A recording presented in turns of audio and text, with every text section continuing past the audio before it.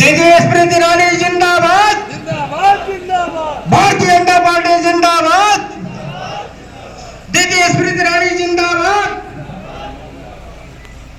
Bharatiya Janata party जिंदाबाद, दीदी स्मृति ईरानी राजा साहब जिंदाबाद, दीदी स्मृति ईरानी राजा साहब जिंदाबाद, जिंदाबाद जिंदाबाद, दीदी स्मृति ईरानी राजा साहब जिंदाबाद जिंदाबाद, भारतीय जनता पार्टी जिंदाबाद, दीदी स्मृति ईरानी नरेंद्र मोदी, दीदी स्मृति ईरानी नरेंद्र मोदी, दीदी स्मृति ईरानी कृपा करें।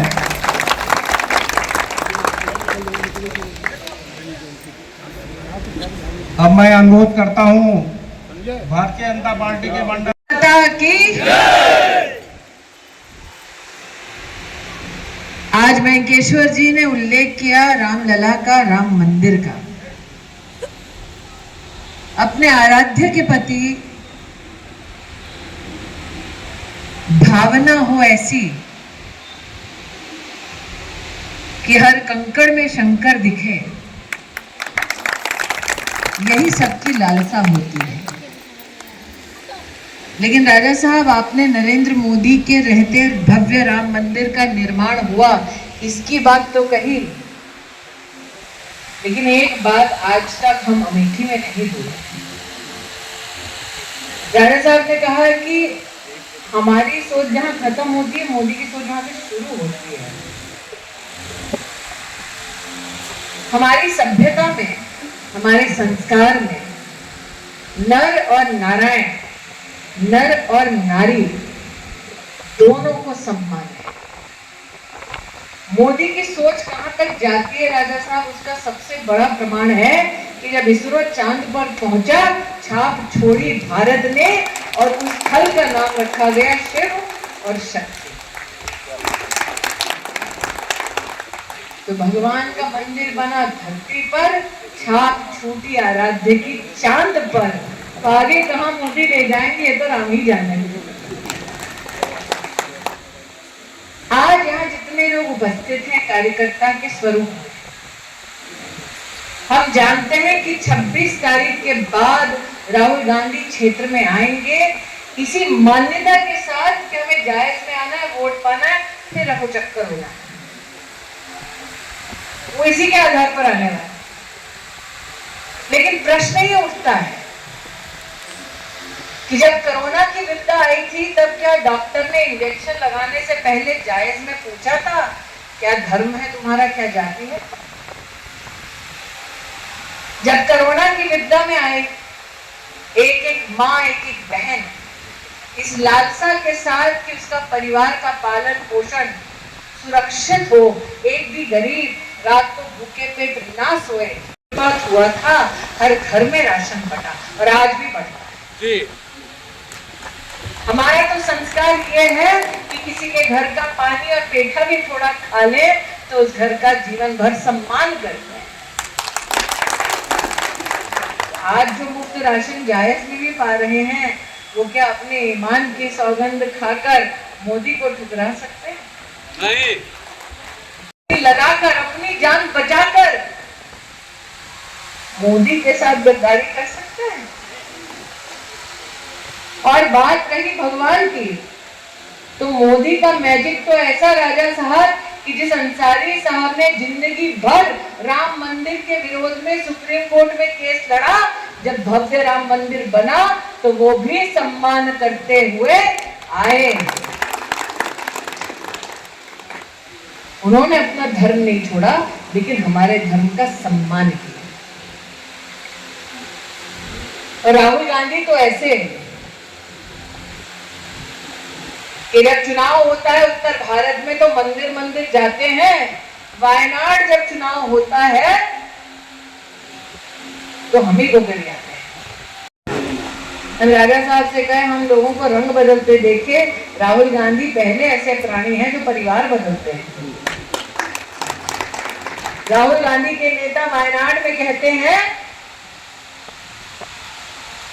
कि वायनाड से राहुल गांधी इसलिए चुनाव लड़ते हैं क्योंकि वायनाड के लोग ज्यादा वफादार हैं।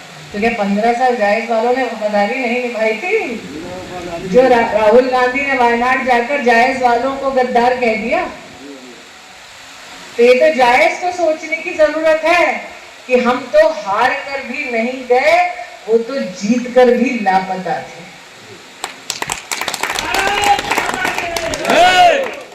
वो आएंगे, उत्पात मचाएंगे, धर्म के नाम पर बांटेंगे, वोट मांगेंगे।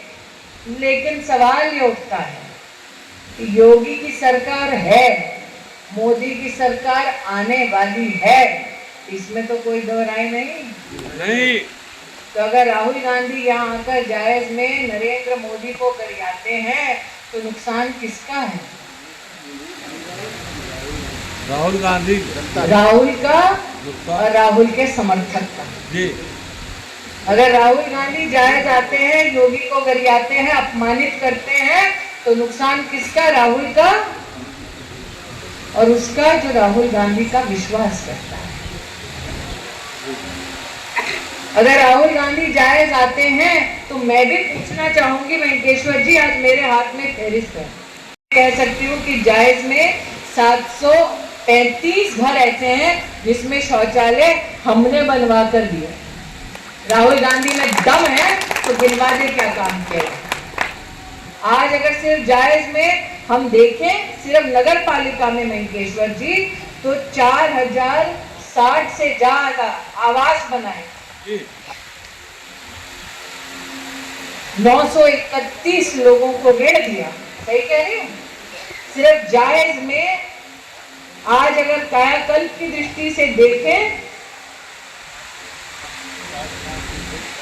2,40,00,000 लगभग, उसके भी तो अपने प्राथमिक विद्यालयों में करा ना काम।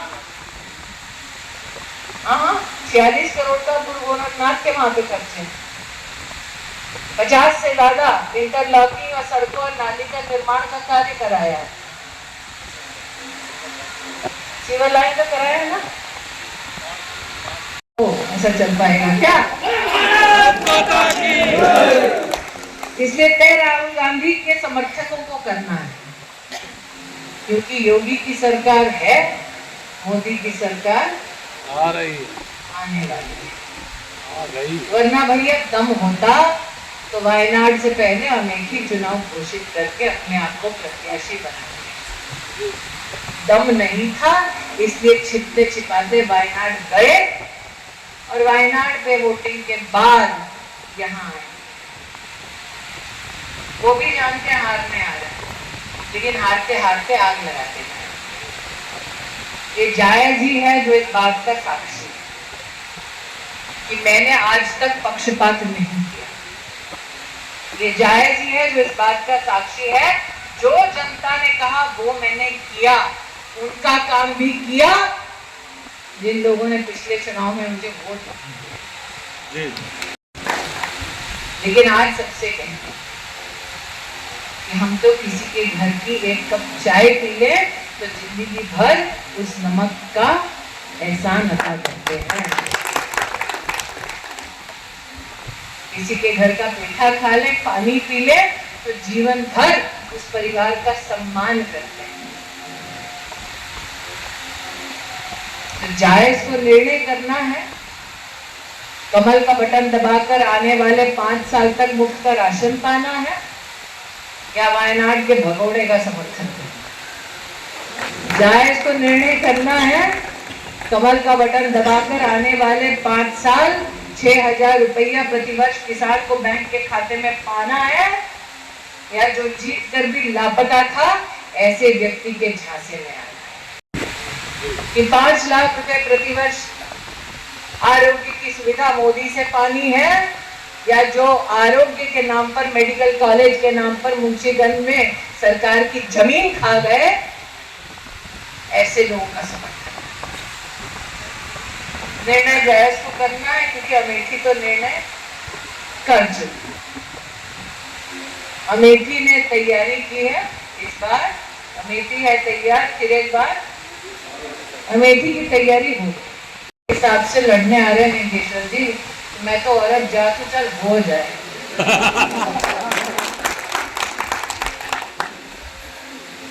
तो औरत जात होकर भी कह सकते हो जाए, ऐसा आदमी होकर भी भग गया।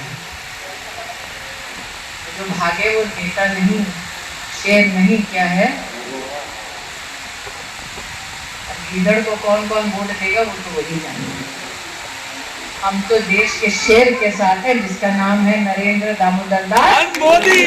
नरेंद्र दामोदर दास मोदी। नरेंद्र दामोदर दास मोदी।